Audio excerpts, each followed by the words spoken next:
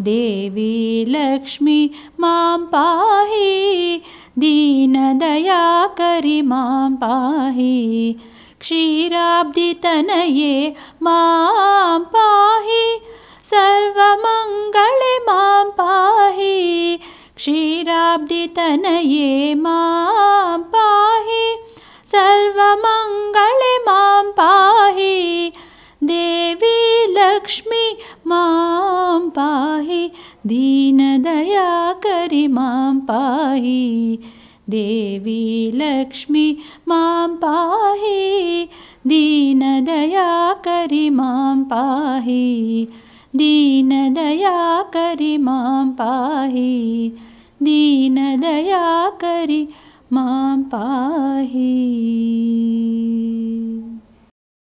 Welcome back to ಈ Narada channel.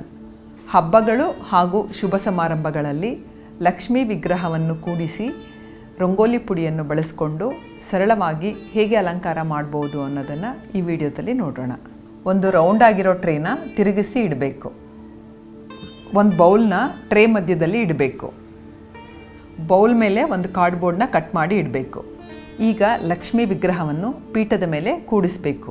ಟೆರಕೋಟ ಬಟ್ಲುಗಳಿಗೆ rangoli ಪುಡಿನ ತುಂಬಿಸಬೇಕು.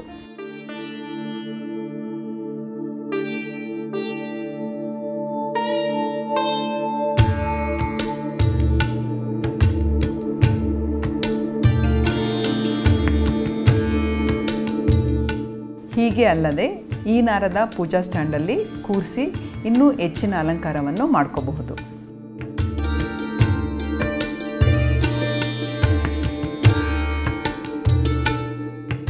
ರಿಂಗ್ ಮೇಲೆ ಒಂದು ಬೌಲ್ನ ಉಲ್ಟಾ ಮಾಡಿ ಇಡಬೇಕು. ಒಂದು ಬಟ್ಲಿಗೆ ಈ ರೀತಿ ಕಟ್ ಮಾಡಿಕೊಂಡ್ರೆ ರಿಂಗ್ ಮೇಲೆ ಕರೆಕ್ಟಾಗಿ ಕೂತ್ಕೊಳ್ಳುತ್ತೆ.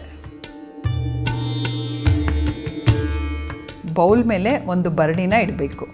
ನಂದಿ ಬಟ್ಲು ಮೊಗ್ಗನ್ನು ನೆಟ್ ರೀತಿ ಪೋಣಿಸ್ಕೋಬೇಕು. ಇದನ್ನು ಬೌಲ್ಗೆ ಕಟ್ಕೋಬೋದು ಅಥವಾ ಸ್ಟಿಕ್ಕಾನಿಂದ ಅಂಟಿಸ್ಕೋಬೋದು.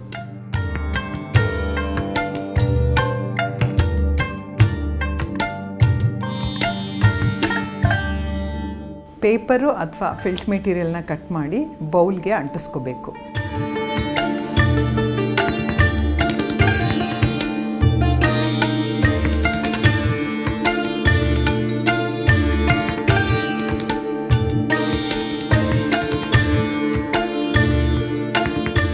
ಪೇಪರ್ ರೋಲಲ್ಲಿ ಮಾಡ್ಕೊಂಡಿರೋವಂಥ ರಂಗೋಲಿ ಪಿಲ್ಲರ್ಸ್ ಇದು.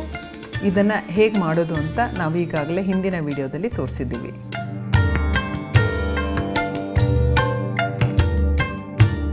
ಇದನ್ನು ಸ್ಟ್ಯಾಂಡ್ನ ಎರಡು ಕಡೆ ಇಡಬೇಕು. ಅದರ ಮೇಲೆ ದೀಪಗಳನ್ನ ಇಡಬೇಕು. ಎಲ್ಲ ಹಬ್ಬಗಳಲ್ಲೂ ಹಾಗೂ ಶುಭ ಸಮಾರಂಭಗಳಲ್ಲೂ ದೇವಿಯನ್ನು ಈ ರೀತಿ ಸರಳವಾಗಿ ಅಲಂಕಾರ ಮಾಡಿ ಕೂರಿಸಬಹುದು.